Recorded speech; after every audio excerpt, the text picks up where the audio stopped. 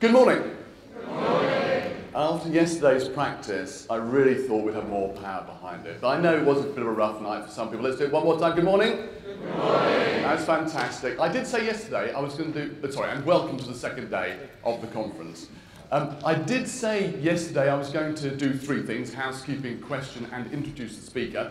I compressed it into two things: housekeeping, introduction, not doing the question. So I'd like to pick up the question today. And the idea of asking the question is to get us out of the busyness of getting packed up, getting ready probably to go home at the end of the day, all the practicalities, picking up the email, get us out of all that and get us back in the room, back in the thinking about the issues that we're looking at today.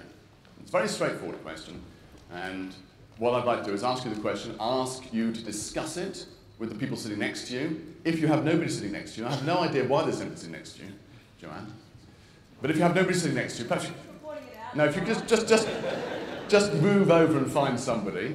And if it's somebody, ideally find somebody you don't know, okay? Right, so the question's very simple. What is your key professional challenge this year? What's your key professional challenge this year that you're facing? Yeah, professional, not personal, okay? Discuss that, and then we'll get a bit of feedback going, and we'll discuss it. So 2 minutes on that, please go ahead.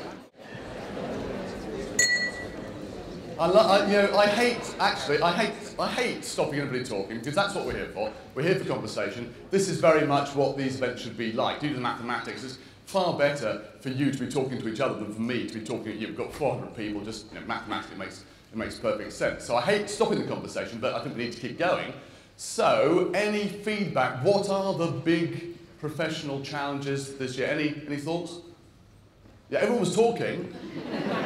I know it's out there, so come on. Well, who wants to share something? Were you just doing your hair, or did you want to? Go on. Integrating learning with the business. Integrating learning with the business. Yeah, that is a challenge, isn't it? Now, perhaps we think we've already been doing it. I'm sure we do, but have we? Does the business think so?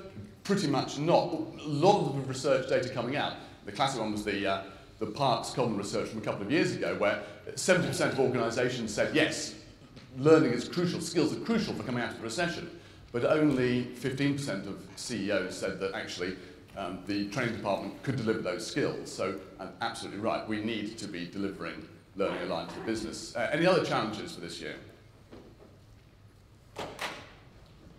Yeah. So you did find somebody to talk to, that's great. Managing expectations. Whose expectations? Everyone that's involved in the project. Right. They all have their own goals and objectives of what they want to achieve, but that may not be the goals and objectives of the project. So it's kind of what's in it for me that you have to do.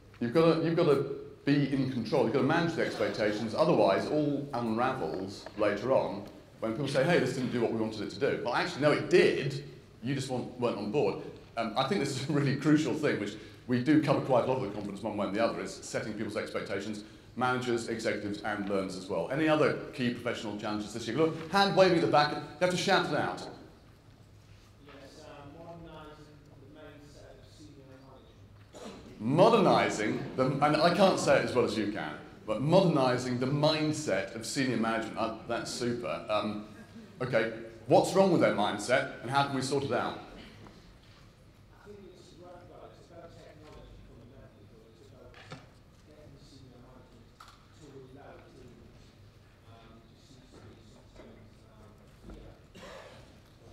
There's fear, there's also just habit. Well, I've never done it that way, why should we change it? Are you hopeful that you will be able to modernise the mindset of senior management? All right, I'll take that dry, cynical laugh as a no.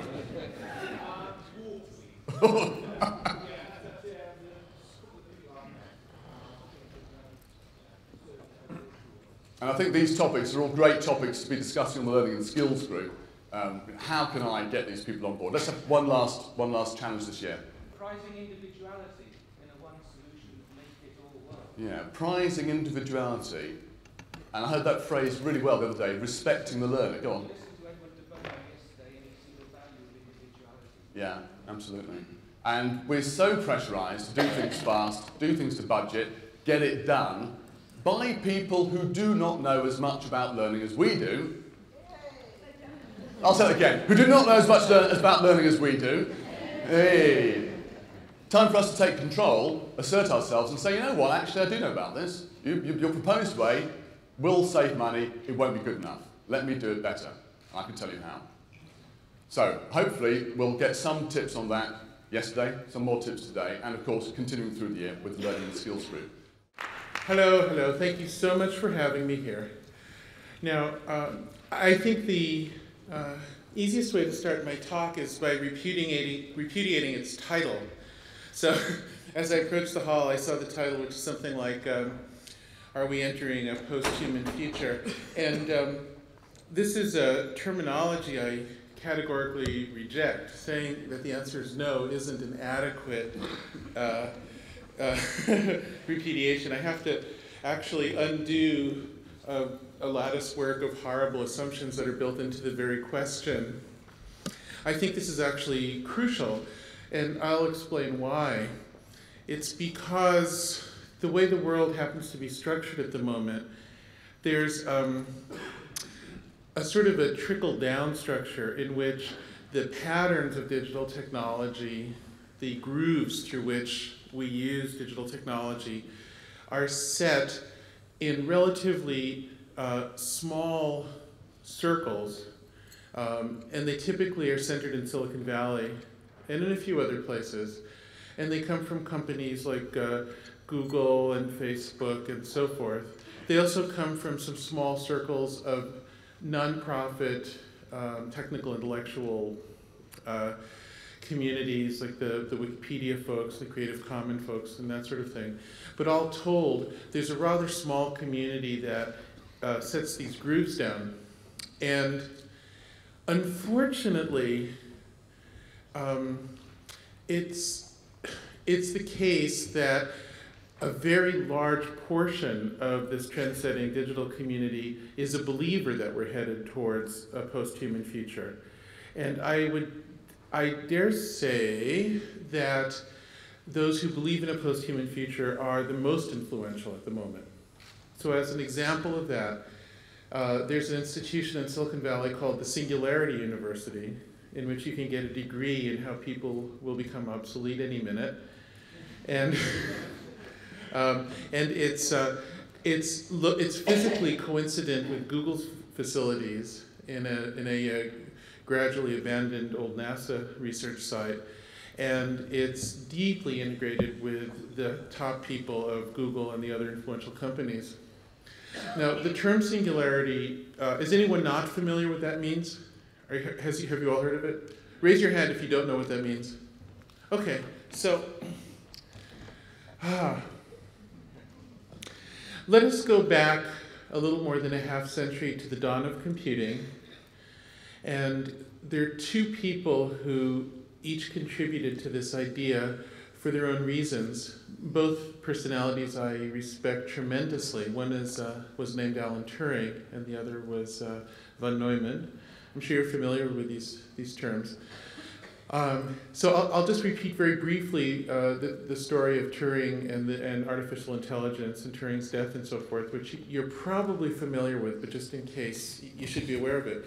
So Alan Turing was the first hacker, meaning he was the first person to use computers to break secret codes, and specifically, he used a very early computer to break a Nazi secret code, which was called the Enigma code, which Nazi mathematicians believed was impregnable. It was decoded by a cigar box sized physical device in the field. Turing was able to undo it, and this gave Churchill and the Allies a window into Nazi thinking that probably limited damage to Britain in the outcome of World War II, and he was celebrated as one of the great heroes of World War II. However, I neglected to mention, he also is the mathematician who defined what computing was, along with von Neumann.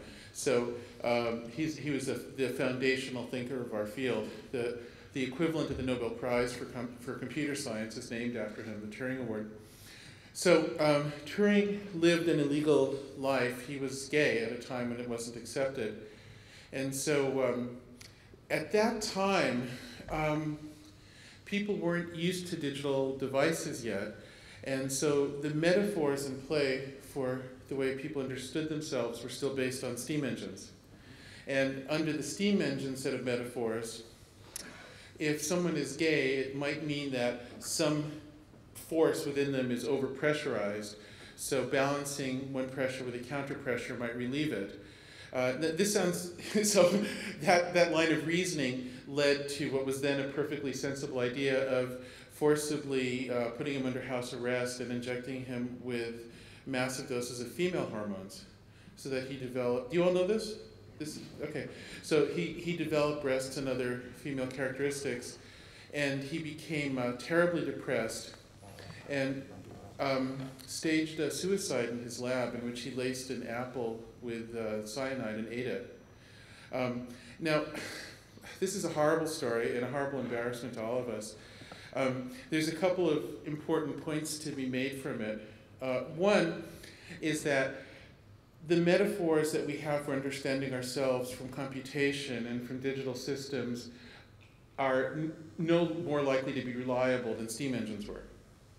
And part of the point of my talk is to point out some of the ways that I think we're making similar mistakes about understanding people, understanding human cognition, understanding learning, based on metaphors we get from the things that surround us that we do understand, which used to be steam engines and are now iPads and whatnot.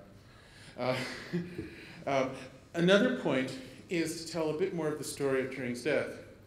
In just the weeks immediately prior to his suicide, he published a remarkable letter, just a little note, in which he invented what can only be called a new spiritual idea. And it was in the form of a thought experiment.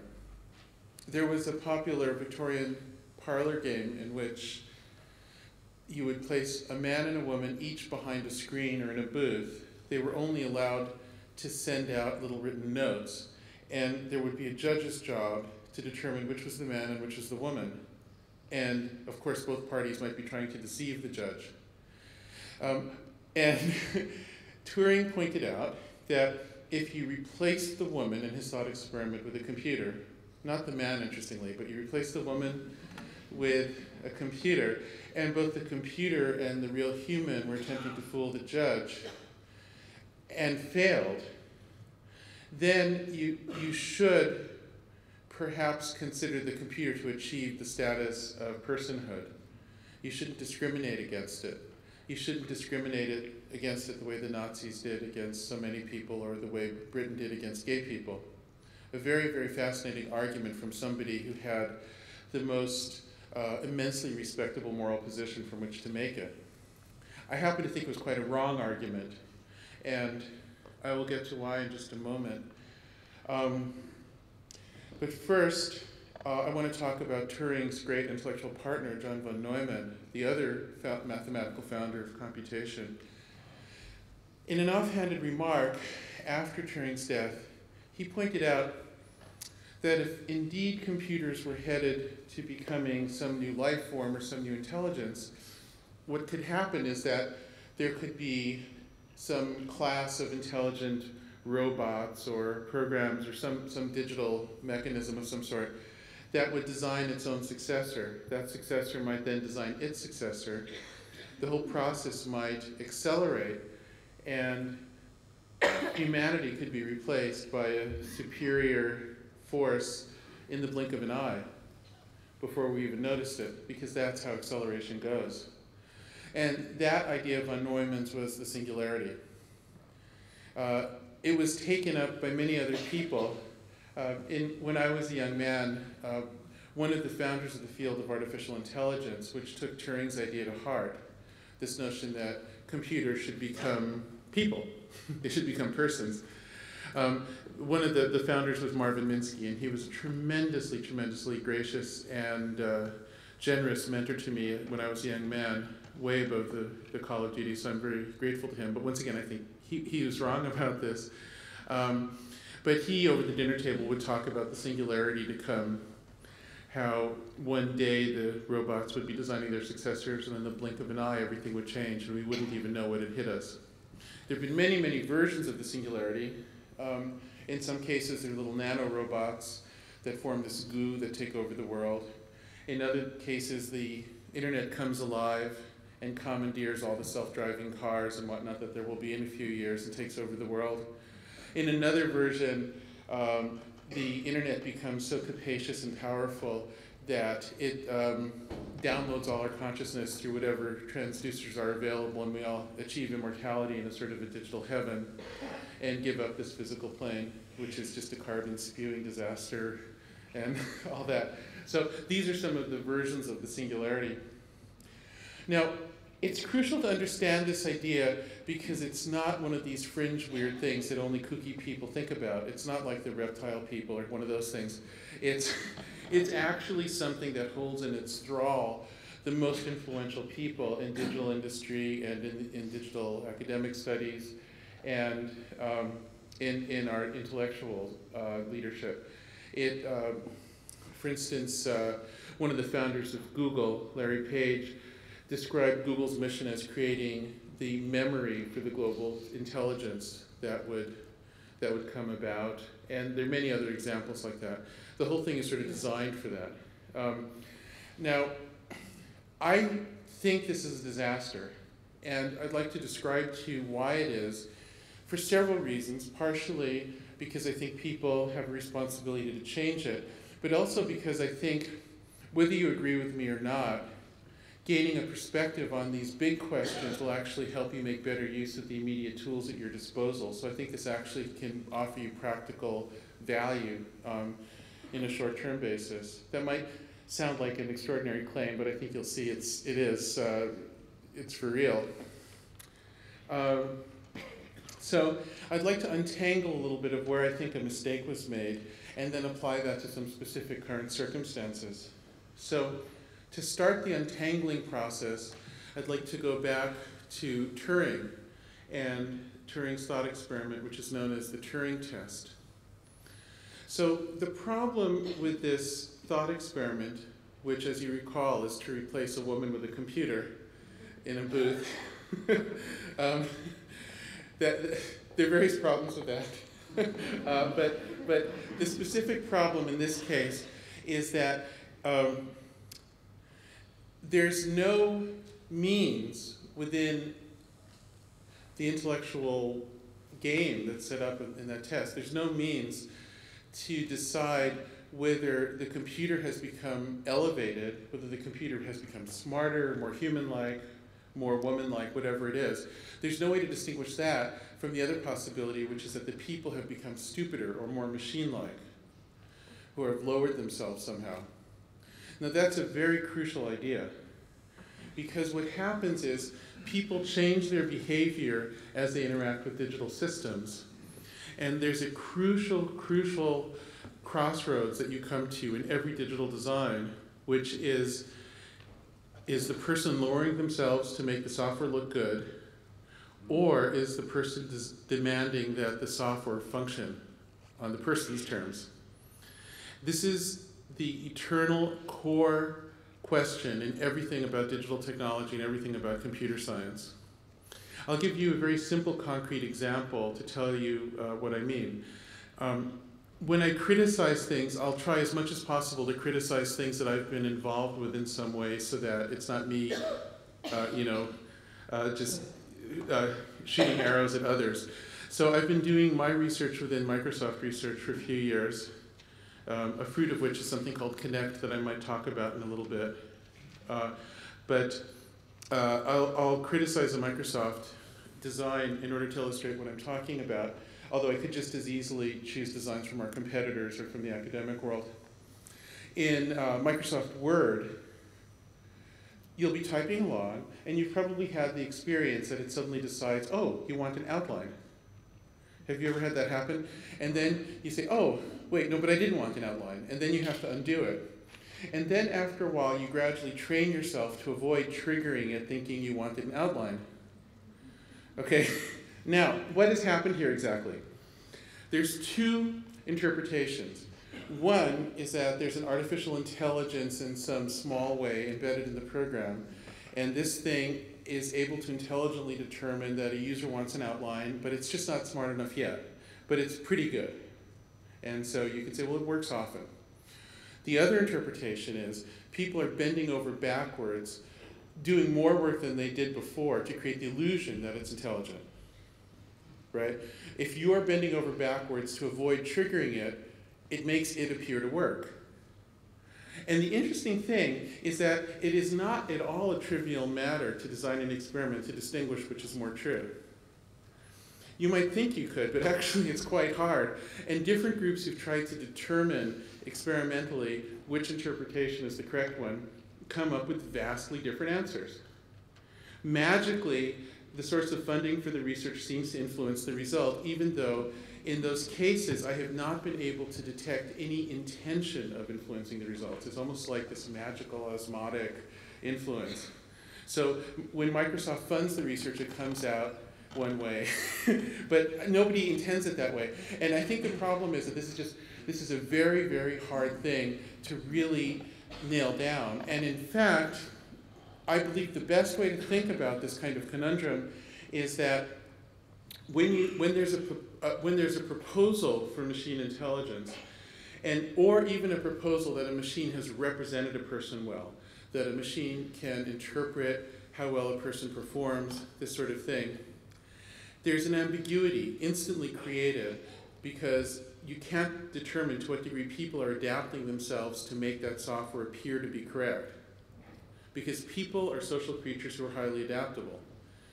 And so we can't draw the line for how much is our own adaptation to the machine versus an actual success on the machine's part, whenever a machine pretends to be like us or pretends to understand us. It's simply an impossibility. I've noticed already that people are learning to speak to make Siri work, right? And so we change ourselves all the time. That's what we do. That's how people are. And so that's not necessarily a bad thing. However, there's a couple of crucial psychological adjustments that I think we must make in order not to become ridiculous in a massive way. One of the things is to be aware of the process. There's nothing wrong with deciding to use a word processor where you do that work to avoid putting it into the outline phase. I use it myself. I wrote my book using it. However, one should be aware. One should attempt to be as aware as possible of how you change, particularly when it comes from some computer designer. And we're going to get into some much more, I think, profound examples of this in a moment with social software and various other designs that are popular now. Another factor to keep in mind is that there are limits to science. There are limits to how well we can know the world. And oftentimes, well, not oftentimes, at special moments, we encounter a particular circumstance where you simply have to assert, without being able to prove you're right, that this is a moment when human will, human judgment, human presence is going to be asserted, even if we can't describe what that is technically. And I think this is one of those things. I think we should prefer the interpretation that the machine hasn't become smart and that it's only us changing, even if we can't prove which one is more true in many circumstances. And the reason we must do that is that if we don't assert ourselves, what are we doing here? You know, it really comes down to this philosophical point that if we're going to be responsible for ourselves, if we're choosing to be human, if we're going to make this whole exercise of being alive and striving for anything, if we're going to make any of that make sense, we have to be willing to assert our own validity once in a while. And this is one of those moments. This is what I call humanism, a new kind of humanism, perhaps. The term humanism has fallen into disrepute in some senses, and perhaps rightly so. I think it needs to be revived, though, in the sense that we need to assert the importance of a human quality, even if we can't quite define it in the face of the engineering certainties that define what a computer is. The thing that's more precisely defined seems more real, and computers are more precisely defined by people. So there's a danger that we cease to recognize ourselves. And we must resist that. It requires active intent and some effort. Now, this passion for the posthuman future is, as I mentioned before, extremely present in the elites of Silicon Valley, in the elites of the academic computer science world, and in the intellectual world around the internet and many aspects of it. I've had many thoughts about what drives it. What I said before is one of the key ideas, that that which can be described more precisely is seductive to a technical mind. And we can describe these things more precisely than we can describe ourselves. I cannot tell you what a person is. I cannot tell you what a human is. We're inventing ourselves all the time. It's something of a matter of faith. Inevitably, to assert personhood is almost to take a mystical position, and that sounds just loony to the technical mind on some occasions, and yet that's what we must do. I think it is possible to assert that there's something special about people, that we're not just mechanisms, without having to take any position on religion or the afterlife or any of these other questions. I think we can separate those. And whether a person chooses to separate them or not, I think is something that should be, well, at least an entirely different question. There's no need to bring them up. So I would hope somebody like Richard Dawkins could find what I'm saying acceptable, although that's not necessarily so. Now, I mentioned one way in which this digital ideal is influential, which is in Google, this notion that Google's turning into the memory for the new super entity that'll take over the earth. There are many other examples. And some of them are a little tricky. So just because of my peculiar trajectory through this history, I happen to be present at the moments of birth of a lot of the movements that are influential today. I was a compatriot of Richard Stallman, who started the open software movement, Linux, and well, it was before Linux, but GNU. This sort of notion that software should be free, which turned into later notions that all files should be free and copyable. I was around for the birth of the Electronic Frontier Foundation, which has taken this to heart. I was the only person at the founding that decided not to become a founder. Similarly for Creative Commons, for Wikipedia, for many of these things, I've had a sort of an ongoing conflict with many of my close friends and colleagues about these designs, and I'd like to explain why. In order to support the fantasy of the singularity to come, you have to create designs that anonymize the contributions of real people, or at least make them so mashed up or so remixable that they're as good as anonymized, so that the value seems to reside in the internet itself. So it's sort of like putting on a puppet show where you make the puppeteer wear masks so you can pretend that there are only puppets. So I'll go through some of the designs and show how that works. With the Wikipedia, there are people with persistent pseudonyms in many cases, but it's really hard to track down who said what on the Wikipedia. So you create this fantasy of this new entity, which is this collective entity, which is not an individual person anymore, but this collective that's erased the contributions of the individual entity. That in itself is perhaps not problematic. I think it can be in a few ways, but built into that idea are a whole series of other ideas that disturb me quite a lot. One thing is that there's this idea that there's one presentation that's the right presentation for many topics, where that simply can't be true. There really isn't one primary representation of historical events or events in the humanities. This notion that you can have no point of view and say anything is simply incorrect. It's phony communication, it's phony information, in my view. And this has become a long debate. I will point out that both of the founders of the Wikipedia have publicly stated that they admire my critique in this regard, and I'm no longer sort of an outlier in this world of the debates about the Wikipedia. But the key point here is that the design is driven by this fantasy of creating this non-human source of information, and by putting people into a collective, you create this illusion that the machine is speaking. And There's a tremendous amount of rhetoric in Silicon Valley circles talks about the hive mind or other terminology that describes the internet as taking on a sort of a consciousness or a voice of itself. What's wrong with this? Well, there's a bunch of things. The first problem is economic. There's a problem that if you design things this way, you might be motivated initially in order to create support for your fantasy of the coming singularity, but then very rapidly that motivation can be replaced by the economic motivation, because there's something amazing that happens.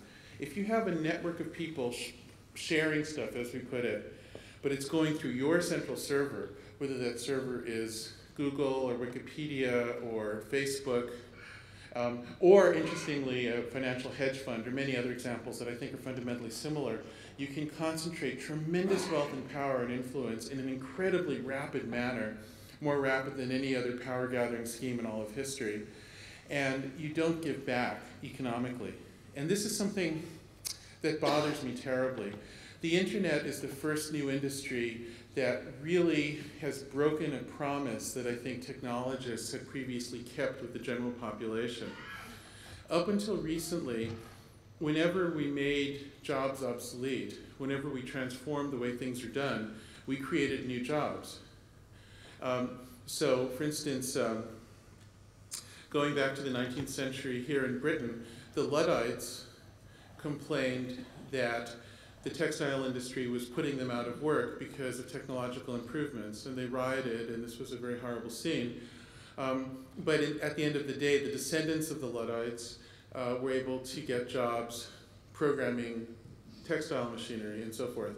So rather than employment declining, it increased over time. And even more importantly, the nature of that employment became more dignified and intellectual and less dangerous over time as the machines got better. And that was an implicit social contract between the world of technologists and everyone else. Now, we've broken that just very recently over the singularity. And here's how. What we tell you now is that there will be two tiers of transaction involving digital information. One tier, which is the one that all of you have to use, is based on barter. You will give away your materials to the Wikipedia or Creative Commons and so forth. You will get recognition. You can get a lot of people using it. However, our world, where we run the central server that it flows through, will still work in the world of money. And that might not seem like a bad deal at first. You might say, well, I'm getting free tools out of it. I can use Facebook and Google for free to a very large extent. Why not? And most people obviously feel that that's a reasonable bargain because that's what people do. But what I should point out is that that difference between the two tiers is far more profound than you might initially realize. What it does is it means that, see, the difference between barter and a money economy is that money can include finance and barter can't. So what Google can do is Google, or well, anybody who's at the center of one of these networks can leverage money and create just so much wealth that they can break the whole system. This is what happened. This is precisely the model that happened in the financial markets recently. And if you visit one of the big hedge funds of the kinds that cause so much damage, and if you visit any of our companies, including Bing, I mean, I'm not putting myself above this or apart from it. I'm absolutely a part of this community.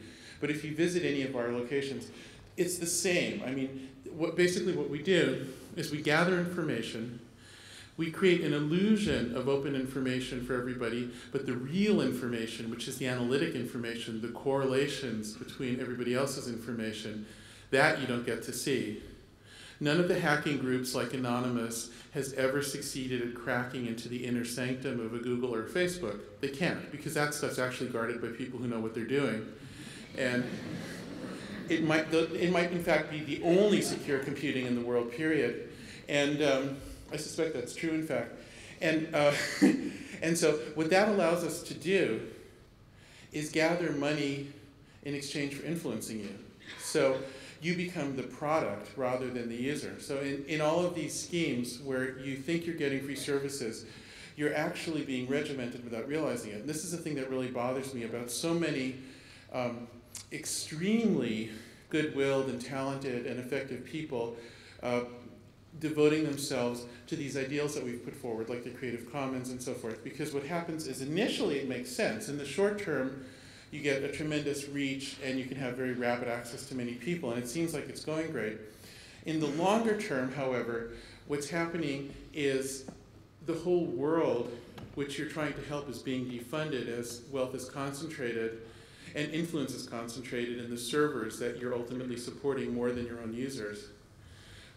So in the case of Google or Facebook or Bing, what's happening is they're unseen third parties, many of whom you cannot find out about no matter how hard you try, who are paying to use the analytic or correlative data that can be derived about you. Privacy advocates will say, well, we'll set up new EU regulations where you can pull your data out or something. But the point is that's almost a meaningless idea because it's the data only exists in the aggregate. And so even pulling out one individual in a sense doesn't pull them out because they'll still be implied by all the other individuals around them. An analogy for me is, you must know what Walmart is here, right? So Walmart was the first brick and mortar business that really used computer networking intensely. And what they did is they used computer networking to optimize their supply chain. And they were the first to see the incredible wealth concentration that you can have from doing that. What happens as soon as you set up a network is people get locked into it. Everybody has to optimize themselves to use your network, and they become unavailable to your competitors. It's a remarkable process. It's very similar to how once you've organized your life to work well within these Facebook, let's say, even if hypothetically you could pull your data out, everything's kind of organized in a Facebook way, and everybody else you know is there and all these things. It's like you really are stuck.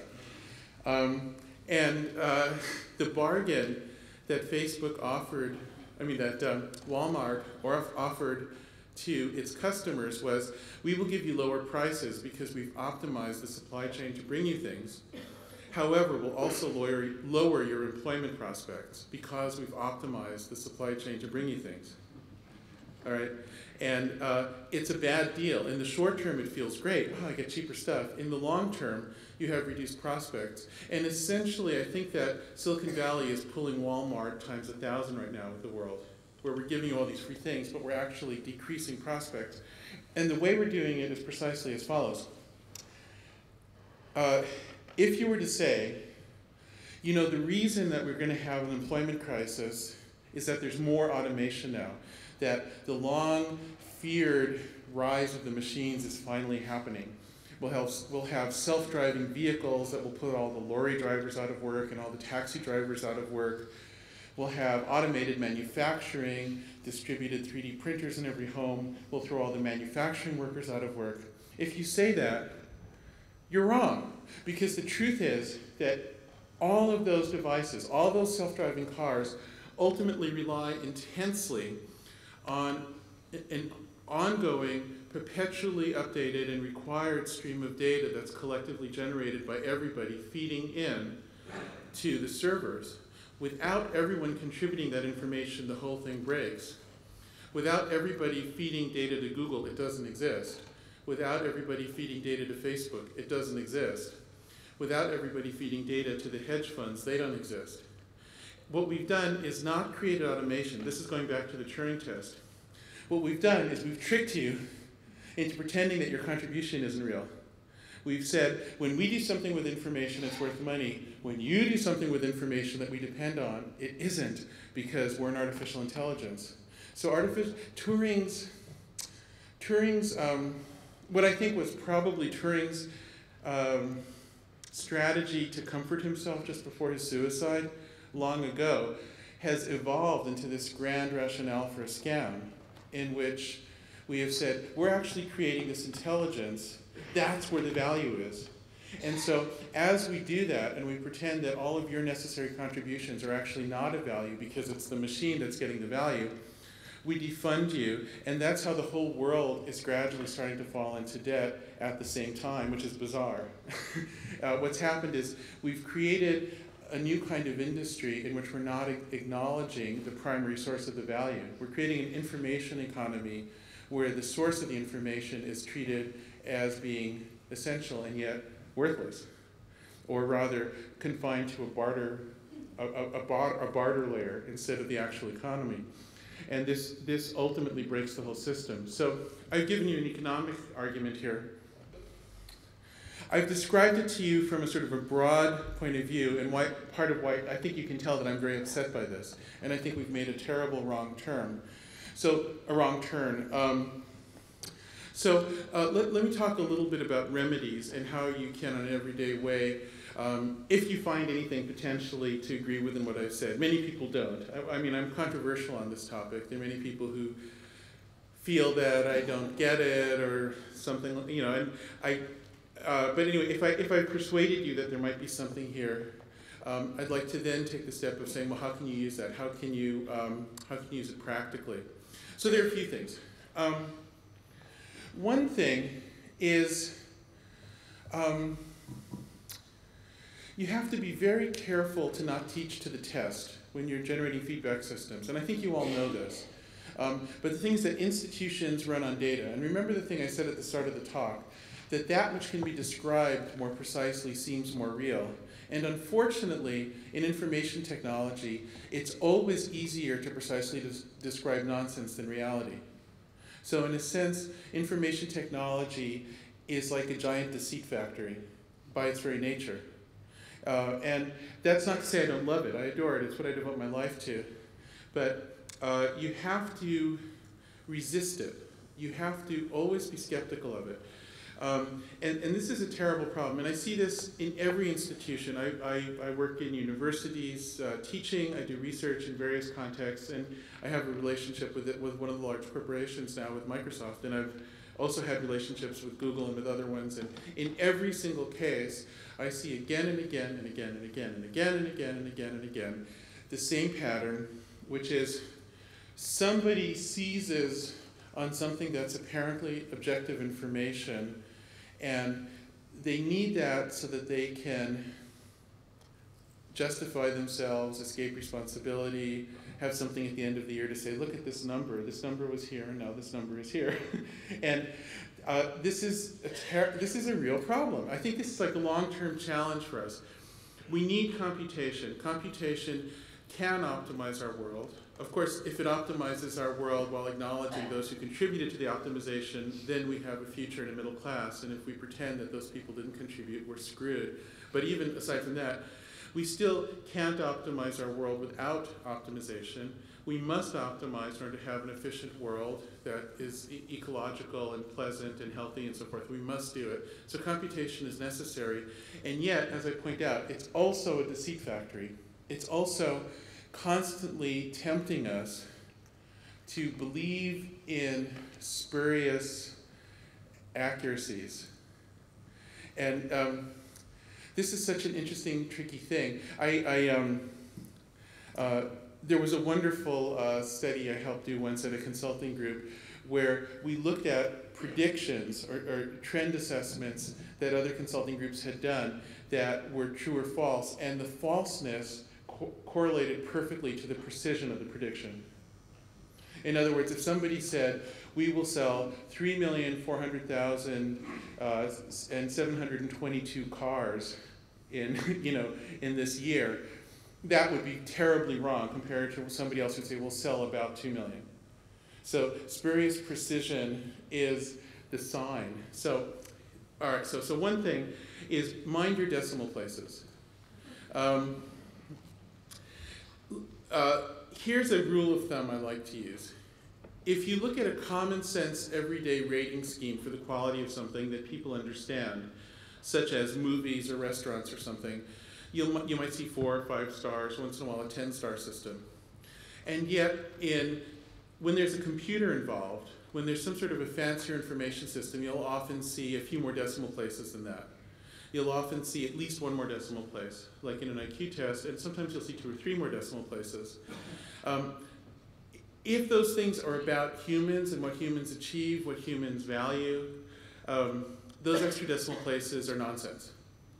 I mean, because a person is harder to assess than a movie. So, and now obviously if it's a sales figure or something, if there is objective data, then that can be real. But if it's some sort of measurement of a human, then what you're doing is you're using the Turing Test wrong. You're pretending that a computer can assess somebody when they can't. So my first rule is mind your decimal places.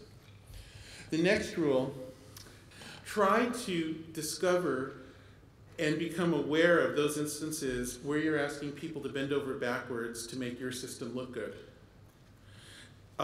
If you think that you haven't done it, you're wrong. It's impossible to design any system of digital interaction that doesn't include some of this. I just don't think you can avoid those ambiguities. I don't think that you have to remove them. I think you have to be aware of them. I think you have to, so the example I gave you was the Microsoft Word choosing to start outlining on its own, and how that is an ambiguous instance of program capability. It might be just a stupid thing that you have to bend over backwards to make it seem credible.